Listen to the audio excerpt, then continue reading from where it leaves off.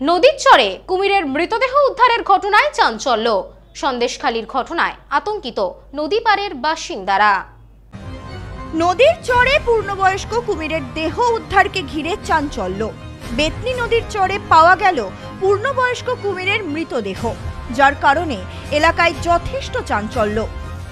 গত ৩ মাসে ৩টে কুমিরের দেখা মিলেছে সুন্দরবন লাগোয়া এলাকায়। পরিবেশবিদরা উদ্বেগ প্রকাশ করেছিল যে একদিকে প্রাকৃতিক ভারসাম্য, পরিবেশ দূষণ, অন্যদিকে খাবারের সন্ধানে বারবার নদীতে দেখা মিলছে কুমিরের। আর এবারে অন্য চিত্র দেখা গেল উত্তর ২৪ পরগনার বসিরহাট মহকুমার সুন্দরবনের সন্দেশখালী ব্লকের বেতনি নদীর চরে। এদিন সকালে নদীর চরে মৃত কুমির দেখতে পান এলাকার মানুষ। বেশ কিছুদিন কুমিরের আনাগোনা হয়েছিল এইসব অঞ্চলে। তাহলে কি শারীরিক অসুস্থতা, খাবারের সন্ধান কিংবা নদীর নোনা জলে দূষণের জন্য কি মৃত্যু হয়েছে এই কুমিরের? এই নিয়ে রীতিমতো চর্চা শুরু হয়েছে। জল জঙ্গলে ঘেরা সুন্দরবন, রয়্যাল বেঙ্গল টাইগার, কুমির সহ নানান প্রাণী, আর অপরদিকে গড়ান, হেতালের জঙ্গল। এসবের সাথে অভ্যস্ত নদী পাড়ের বাসিন্দারা।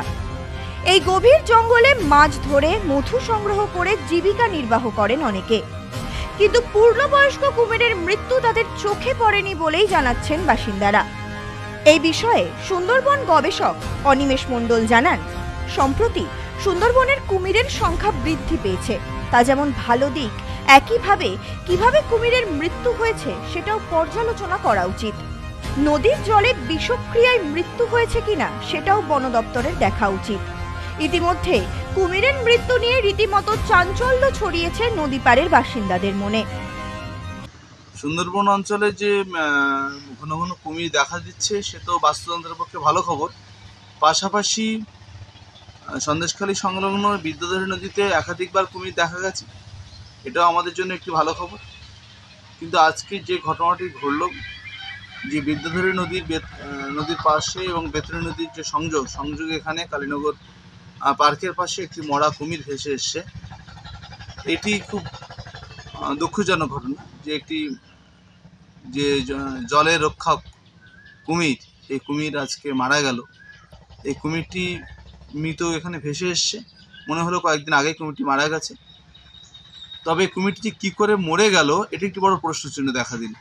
যদিও এ বিষয়ে আমি বিদ্যাধরী নদীর যে ভূশিকাটা অংশ, এই দিকটা যে শহর অঞ্চলের যে দূষিত বর্জ্য পদার্থযুক্ত জল এখানে এসে প্রবেশ করছে, সেই জলের প্রভাবেও, রাসায়নিকযুক্ত জলের প্রভাবেও সুন্দরবনের নদীতে এবং খাড়িতে দেখা গেছে বিভিন্ন সময়ে বিভিন্ন যে প্রাণী, জলজ প্রাণী তারা মারা গেছে।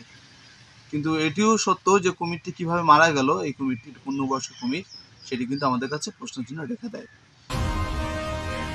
Bureau report, news no man's land, Sandeshkhali. রাজ্যের মুখ্যমন্ত্রী মাননীয়া শ্রীমতী মমতা বন্দ্যোপাধ্যায়ের ভাবনায় জাতি ধর্ম নির্বিশেষে সম্প্রীতির মেলা বনগাঁ উৎসব ২০২৫, বনগাঁ খেলাঘর ময়দান, রূপসী বাংলা মেলা নগরী, বিশ্ব বাংলা মঞ্চ।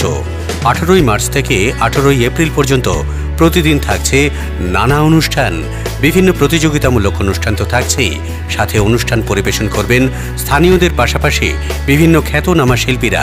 এছাড়াও মেলা প্রাঙ্গণ জুড়ে থাকছে রকমারি স্টল, শিশুদের জন্য ফান স্টেশন। মেলার দিনগুলিতে আপনাদের উপস্থিতি ও সহযোগিতা একান্ত কাম্য। আমন্ত্রণে বনগাঁ পৌরসভা।